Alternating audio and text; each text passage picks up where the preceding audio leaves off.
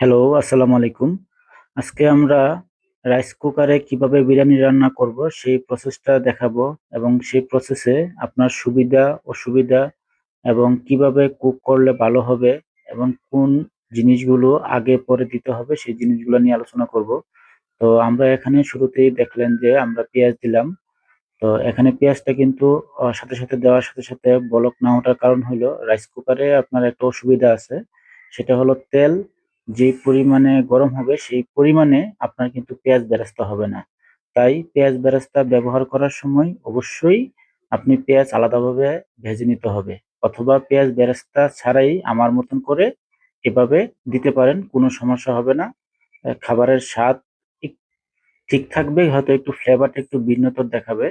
তো আমার স্বাদের দিক খেয়াল রেখে আমি এখন একটু টমেটো দিলাম।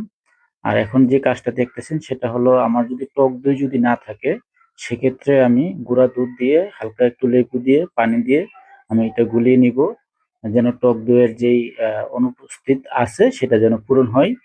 তো চেষ্টা করবেন এইভাবে শর্ট কাট করে আপনারা রান্না করার জন্য। এটা নাই, ওইটা নাই সেজন্য আপনারা আফসোস করবেন না। আমার এই জিনিসটা ফলো রাখেন এবং নিয়মগুলা একটু খেয়াল রাখেন। তাহলে আশা করি কিছু না কিছু অবশ্যই উপকারে অবশ্যই এই ভিডিওটা আসবে। তো আমরা এটা গুলিয়ে এখন রেখে দিব। পরবর্তীতে যে সময় দিব আমরা ওই ভিডিও দেখতে আপনারা দেখতে পারবেন টাইমিংটা কখন দেই। তো রাইস কুকারে রান্না করা সহজ যদি আপনি নিয়মগুলা সঠিকভাবে জানেন, বুঝেন। তো রাইস কুকারে আমরা প্রত্যেকটা খাবারেরই কিন্তু ভিডিও করে থাকি বা রেসিপি দিয়ে থাকি। তো সেক্ষেত্রে আপনারা যদি আমাদের চ্যানেলের সাথে সংযুক্ত হন, যদি সবসময় আমাদের ভিডিও দেখেন, আশা করি রাইস কুকার নিয়ে কোনো আর অভিযোগ থাকবে না। রাইস কুকার হিট হলে অফ হয়ে যায়। আর কেন অফ হয়ে যায়, কিভাবে আপনার এই অফ থেকে দূরে রাখবেন সেটাও আমি আপনাকে বলে দেব। আর অফ হইলেও ঘাবড়ানোর কোনো কিছু নাই। তো আমি বিরিয়ানির ক্ষেত্রে এখানে আমি আদা, রসুন, জিরা এটা ব্লেন্ড করে দিয়ে দিছি একসাথে। তো আপনারাও চাইলে এভাবে দিতে পারেন। আর এখানে তেজপাতা দিলাম, এলাচ দিলাম আর ২ টা লং দিছি। আপনারা এগুলা না দিলেও চলবে, যদি থাকে দিতে পারেন। আর এখন আমরা একটা জিনিস খেয়াল রাখবো, সেটা হলো যেই মসলার প্যাকেট ব্যবহার করা হবে বিরিয়ানির, এটা যেকোনো একটা কোম্পানির দিলেই হবে। তো সেক্ষেত্রে আমি এখানে পাশাপাশি এই যে ধনিয়া দিলাম ১ চামচ, মরিচের গুঁড়া দিলাম ১ চামচ, ১ চামচ একটু উপরে ঝাল বুঝে। তো আমার কাঁচা মরিচগুলা তেমন ঝাল না, যার কারণে মরিচটা একটু বেশি দিছি। আর এই যে মসলাটা এটা আপনি যেটাই নেন, আপনি ভালো একটা কোম্পানি নিবেন। এই মসলা দিলে আপনার আদারওয়াইজ আদা রসুন ছাড়া আর জিরা ছাড়া অন্য কোনো, যেমন মরিচ মরিচ দিতে পারেন স্বাদ অনুসারে, কিন্তু ধনিয়া না দিলেও চলবে। আলাদা কোনো জিরার গুঁড়া দিতে হবে না। হ্যাঁ, এটার ভিতরে সব আছে। তো আমি একটু মসলা বেশি খাই, যার কারণে আমি এক্সট্রা কিছু মসলা দিলাম। তো আপনারা যারা মসলা জাতীয় পছন্দ করেন তারা এইগুলো দিতে পারেন। তবে একটা মসলা দিলেই এনাফ। হ্যাঁ, যখন যে কোনো কোম্পানির যে কোনো মসলা আনেন, এই মসলার পিছনে নিয়মকানুন লেখা থাকে। এই নিয়মকানুন দেখলেই আপনি ইজিলি এই প্রসেসটা অনুসরণ করে আপনি করতে পারেন। এখন আমি মসলাটা খুব ভালো করে কষাবো। আমি একটু পানি দিয়ে দিব। পানি দিয়ে এটা ভালো করে কষাবো। তো এই পর্যন্ত আপনি সাথেই থাকেন। যে ব্লেন্ডারে আমরা আদা রসুন পেস্ট করেছি সেই ব্লেন্ডারটারে পানি দিয়ে ধুয়ে তারপরে পানিটা দিয়ে দিলাম। এখন এই পানিটা দিয়ে আমরা ৫ থেকে ৭ মিনিট ভালো করে কষিয়ে নিব। কষানো শেষ। আমরা এখন একটু লবণ দিয়ে দিব পরিমাণ মতো। ১ চামচ, ১.৫ চামচ লবণ দিছি। এখন আমরা চিকেন ব্যবহার করব। তো চিকেনটা ভালো করে আমরা পানিটা ছেঁকে নেই। অতিরিক্ত পানি হলে পরবর্তীতে সময় লাগবে বেশি। তারপরেও মুরগি থেকে আমরা দেখবেন যে অনেকটাই পানি উঠবে। তো এখানে আরেকটা টিপস বা বিষয় আছে। আপনি পানি থাকা অবস্থায়ও দিতে পারবেন, অথবা পানি একদম শুকানোর পরেও বা ভুনা সিস্টেম করেও দিতে পারবেন। এখানে ওই প্রসেসে আবার কিছু কথা বলবো, সেই জিনিসটা খেয়াল রাখবেন। তো এখানে আমরা মুরগিটা দিয়ে দিলাম। এখন আমরা ভালো করে জিনিসটা নেড়ে ছেড়ে দিব। নেড়ে ছেড়ে দেওয়ার পর এখানে আমাদের একটা কাজ বাকি আছে, সেটা হলো যে টক দই ব্যবহারের ক্ষেত্রে যে জিনিসটা করেছি, গুঁড়া দুধ দিয়ে লেবু দিয়ে আমরা যে মিশ্রণটা তৈরি করেছি সেটা দিয়ে দিব। এখন এটা দিয়ে ভালো করে নাড়াচাড়া করে দিব। আপনারা টক দই না দিলেও হবে, এই মিশ্রণটা দিলেও হবে। গুঁড়া দুধ দিয়ে আপনি লেবু দিয়ে একটু করে রাখবেন, 10-15 মিনিট রাখবেন, এনাফ।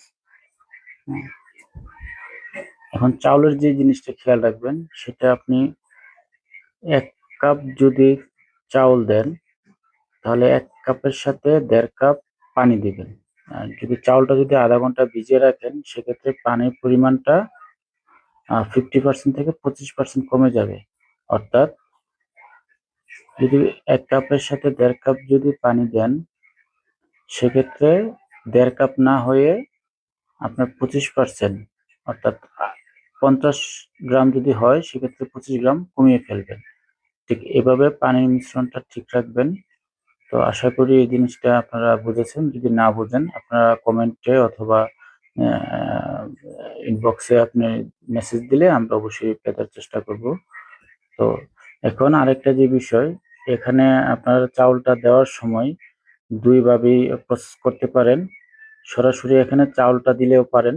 এখানে চাউলটা দিলে পানির পরিমাণ কম আসবে, কারণ এখানে মুরগি থেকে যে পরিমাণ পানি আসছে এটা যদি না শুকান সেক্ষেত্রে পানির পরিমাণ কমিয়ে দিতে হবে।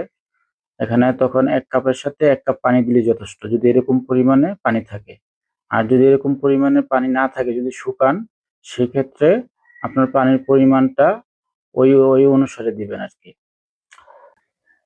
চাইলে আপনি এভাবে করে চিকেনটা আলাদা করে রান্না করতে পারবেন, অথবা চাইলে চিকেন আর চাউল একসাথে দিয়েও রান্না করতে পারেন। এখন আপনার সুবিধা অনুসারে যেভাবে ভালো হয় সেভাবেই করতে পারেন। চিকেনটা কুক হওয়ার পরে যে পরিমাণে এখানে আপনি মসলা দেখতেছেন, এখানে কিন্তু পানি বিদ্যমান। তো ঠিক এই অনুমান করে এরকম এতটুকুই পানি একটা অনুমান করবেন যে কতটুকু পানি এখানে আছে, ওই এতটুকু পানি কিন্তু আপনারা কম দিবেন চাউলের সাথে পানিটা দেওয়ার সময়। তাহলে দেখবেন যে পোলাওটা, রাইসটা খুব ঝরঝরা থাকবে।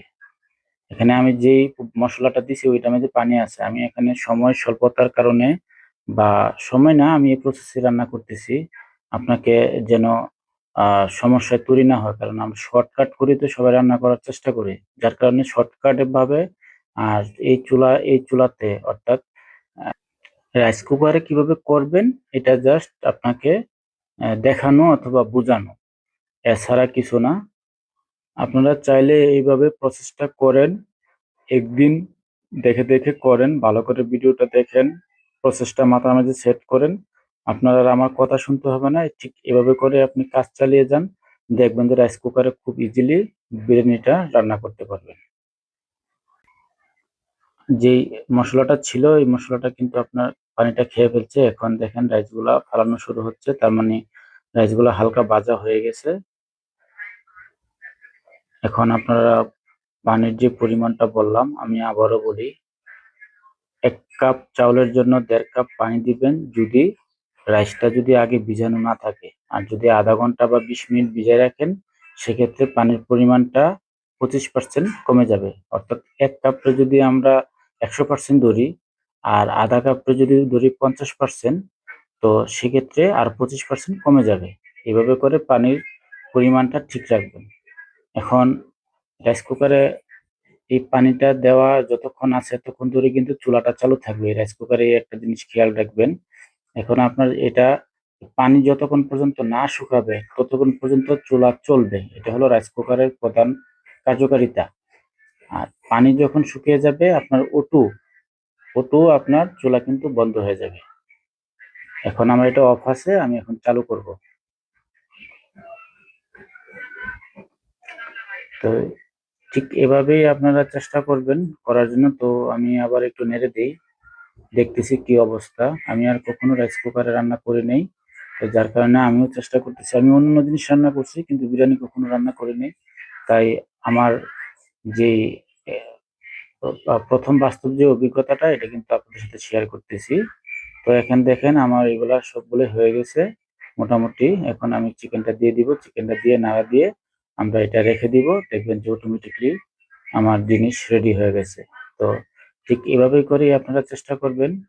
এটা একদম ইজিলি এভাবে দিলাম। এটা হলো গরিবের একমাত্র, যারা বিরিয়ানি রান্না করতে চায়, কোনো কিছু নাই, শর্টকাটে একটা বিরিয়ানি মশলা আনবেন। বিরিয়ানি মশলাটা এনে আদা রসুন পেস্ট তো সবাই করতে পারে বা দিতে পারবে, এটা সামর্থ্যযোগ্য। তো জাস্ট দই টই কিচ্ছু লাগবে না, পেঁয়াজ বেরেস্তা লাগবে না। আমি কিন্তু আজকে পেঁয়াজ বেরেস্তা ছাড়াই কিন্তু রান্নাটা করছি, কিছুই লাগবে না। শুধু আপনারা শুধু বিরিয়ানি মশলাটা যে কোনো একটা ভালো ব্র্যান্ডের একটা বিরিয়ানি মশলা আনবেন। তেল তো সবার ঘরেই থাকে। আর হলো আপনার আদা রসুন, লবণ, আর কিচ্ছু না। এই তিনটা জিনিস দিয়ে কিন্তু বিরিয়ানি খুব ভালোভাবে করা সম্ভব। আর বিফ দিয়ে করলে ফ্লেভার প্লাস টেস্ট দুটোই ভিন্ন হয়। আর চিকেন দিয়ে করলে নর্মালি আমরা যে চিকেন বিরিয়ানি খেয়ে থাকি দোকানে, এগুলোর চেয়ে হাজার গুণে ভালো হবে। তো আপনারা অবশ্যই চেষ্টা করবেন এভাবে করে ট্রাই করার জন্য। তো পরবর্তী ভিডিও নিয়ে আসতেছি, অবশ্যই সাথে থাকবেন। আর এটা এই যে আমরা এখন এটা রেখে দিব, পানিটা যখন শুকিয়ে যাবে অটোমেটিক হয়ে যাবে। আমি দেখার আগেই আমার ছেলে আইসা সে গান শুনে নিজে নিজেই খাওয়া শুরু করে দিছে। তো আশা করি আপনারা উপকৃত হলে অবশ্যই কমেন্ট করবেন। যদি কোনো সমস্যা হয় তাও কমেন্ট করে জানাবেন। আর এরকম নতুন ভিডিও পেতে সাবস্ক্রাইব করে রাখেন। ধন্যবাদ।